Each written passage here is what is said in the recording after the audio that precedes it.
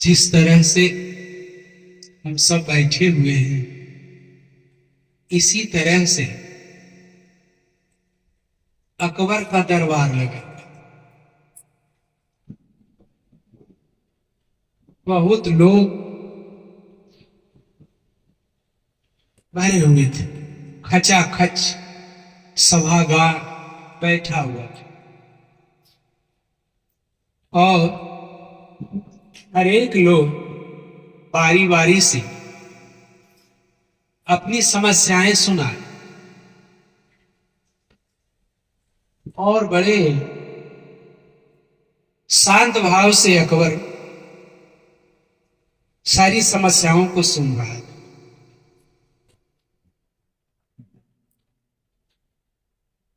सब लोग अकबर की कार्यवाही को देख रहे थे।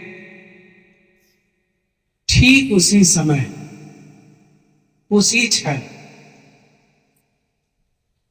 एक बहुत बड़ा शराबी नशे में झूमता हुआ और दरबारियों को धक्का देता हुआ सभागार में पहुंच गया।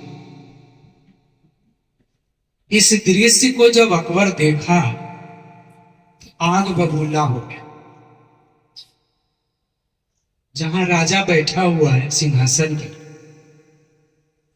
और वहां इतनी बड़ी बेअदबी, और वह भी दरबान को धक्का मार करके सभागार। लेकिन वहां तो नशे की हालत में पता उसे कहां चल रहा कि हम कहां पहुंचे, उसे कुछ भी पता नहीं चल रहा है। और जैसे एक शराबी अपने मतलब की बातें करता है, अंट संट बकरा।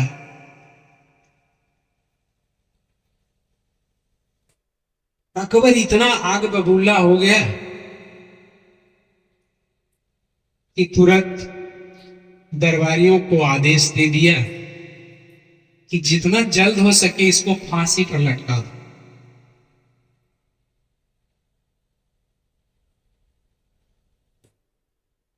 और फांसी का नाम सुनते ही उस शराबी के कान में जब आवाज गया तो नशा तुरंत थोड़ा सा कम गया, तुरंत कम गया। जितना ज्यादा नशा था उसका नशा थोड़ा कम गया, और जो लड़खड़ा रहा था, थरथरा रहा था, देह को नचा रहा था, वह नचाना भी कम हो गया। और तुरंत सारे जो उसके सिपाही थे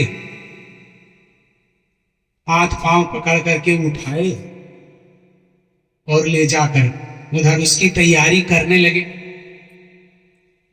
कि राजा का आदेश है, इसे फांसी दे देना है। सारी तैयारी जब हो गई, समय जब हो गया कि इतना बजे फांसी देना है, तब तलक ले उसका शराब का नशा उतर गया। समय अच्छा लगा, धीरे धीरे उसका एक सीमा होता है, शराब का नशा उतरा। तो शराबी अकबर को अपने पास बुलाता है, कहता है राजा को जरा सा हमारे पास बुलाए। बुलाया गया, अकबर पहुंचा वहां। कहा हुजूर, फांसी तो हमें पड़ ही जाएगी, लेकिन संविधान में यह नियम है कि जिस व्यक्ति को फांसी देना है उसकी अंतिम इच्छा पूछी जाती है, ऐसे फांसी नहीं दिया जाता है। और आपने तो आदेश कर दिया और आपके सारे सिपाही सारी तैयारी भी कर ली, अब फांसी मुझे पड़ ही जाएगा।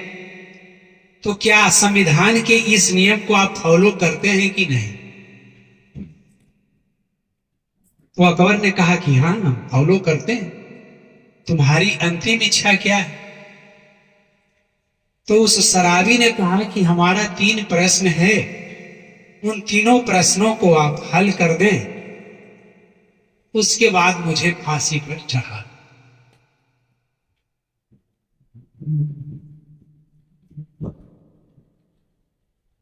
तो अकबर ने कहा ठीक, बताओ तुम्हारा प्रश्न क्या है। तो उस शराबी ने कहा कि इस संसार में सबसे बड़ा सत्य क्या है और उसे जानने के लिए साधन क्या है, दूसरा प्रश्न। और तीसरा प्रश्न है कि इस संसार में सबसे बड़ा सामर्थ्य क्या है।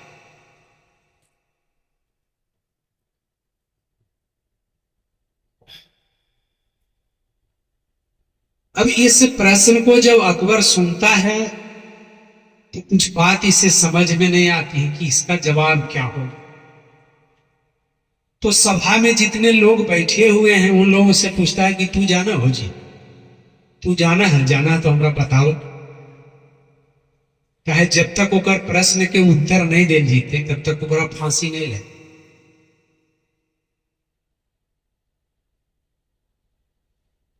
और सब जितना सभा में बैठा हुआ है सब मगन है, हंस रहा है कि सब कोई बात नहीं, सब तो सब साधारण बात है। तो अकबर पूछा कि बताओ क्या है सबसे बड़ा सत्य।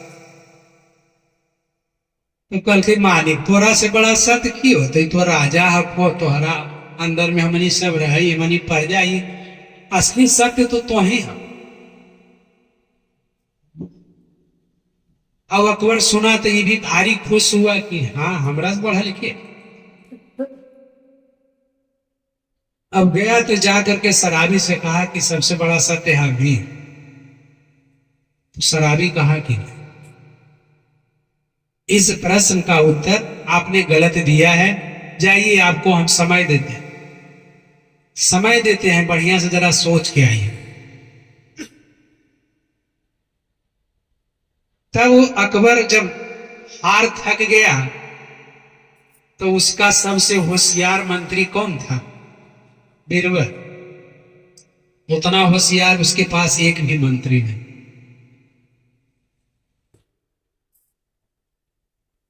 तो बीरबल बड़ा सलीके से अनुशासन पूर्वक सभा में उठा और सबों को प्रणाम किया और प्रणाम करके अकबर से कहा कि जहां पनाह, यदि आपका आदेश हो तो मैं इस प्रश्न का उत्तर दे सकता। तो अकबर ने कहा कि यो मस्तू प्रश्न का उत्तर दो। अकबर ने उत्तर दिया, जगत मिथ्या ब्रह्म सत्य। कितना सटीक उत्तर बीरबल दिया, यह संसार मिथ्या है और ब्रह्म ही केवल सत्य है। ब्रह्म ही केवल सत्य है, आप न सत्य हैं, न हम सत्य हैं, और न यह आपका राजमहल सत्य है, सब झूठा है। लेकिन परमपिता परमेश्वर जिसे आप अल्लाह कहते हो वह सत्य है, हम जिसे ईश्वर कहते हैं वह सत्य। ब्रह्म के अलावे इस संसार में कुछ भी सही नहीं।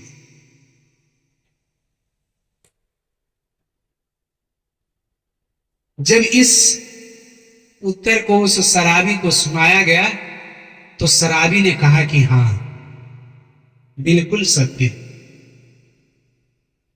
यह उत्तर सही है कि इस संसार में उस पार ब्रह्म परमेश्वर की सत्ता के अलावे कुछ भी सत्य। दूसरा प्रश्न उसका था कि उसे जानने के रास्ते क्या है, उसके साधन क्या है। इस प्रश्न का उत्तर भी सभा में कोई नहीं दे सका, न स्वयं अकबर दे सका, न सभा में बैठे हुए लोग। पुनः जाकर फिर बीरबल से कहते हैं कि बीरबल तो तुम ही हमारा इज्जत बचा सकते हो। बीरबल पुनः खड़ा होता है, सबों को आदर पूर्वक नमस्कार करता है और आदेश लेता है राजा से। कहता है इस विद्या को जानने वाला या बताने वाला इस संसार में केवल एक समर्थ गुरु होता है, उसके अलावे इस विद्या को बताने वाला संसार में कोई नहीं।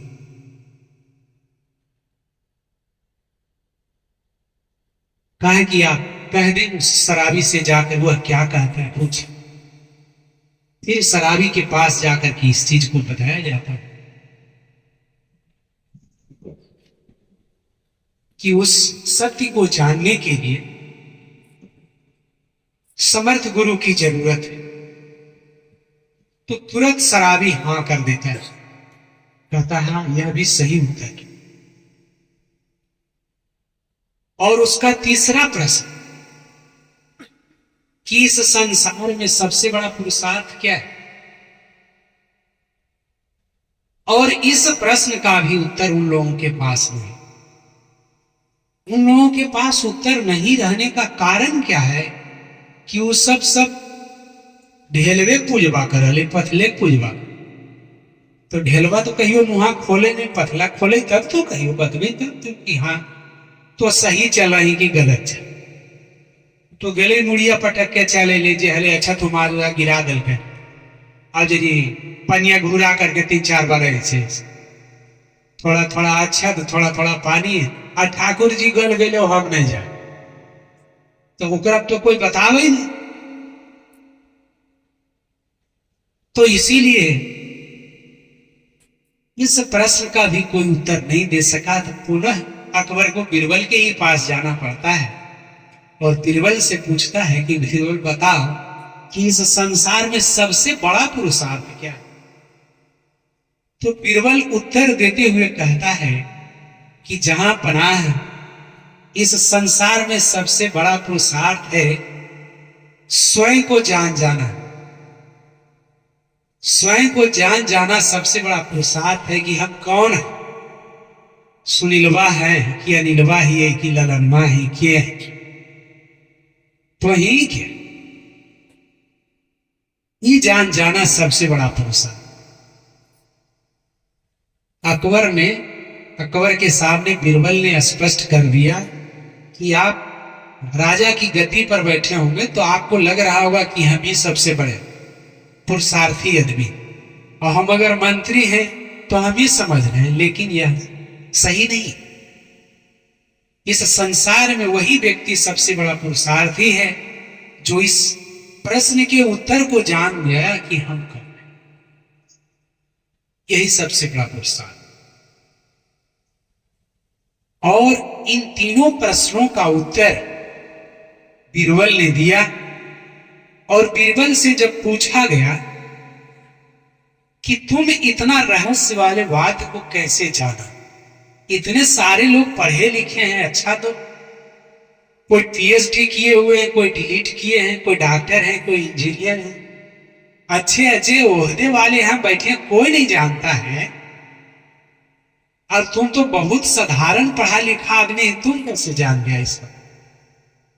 तो बीरबल ने बड़ा सटीक उत्तर दिया कि हमने अपने जीवन में गुरु धारण किया है और उस गुरु की बताई हुई विधि से मैं नियमित साधना करता हूं, और जब तक साधन नहीं करता हूं तब तक आपके दरबार में हाजिरी नहीं देता हूं। जब तक गुरु की बताई हुई विधि से मैं साधन नहीं कर लेता हूं तब तक कभी आपके यहां हाजिरी नहीं लगाता हूं। और उस गुरु के साधन के प्रभाव से मैं इन सारे रहस्यों को जान सका, वरना मैं भी आप लोगों की तरह ही अंधा रह जाता। जीवन में कभी समझ ही नहीं पाता कि हमारा धर्म क्या है, हमारा कर्म क्या है। धर्म और कर्म के मर्म से वंचित रह जाए। अब आप सोच सकते हैं कि एक समर्थ गुरु का सत्संग कितना बड़ा रहस्य खोलता है। हमारी आंखों पर जो पड़ी हुई पट्टी है अज्ञानता की, उस अज्ञानता की पट्टी को हटाकर ज्ञान की भूमि में प्रवेश करवा देता है।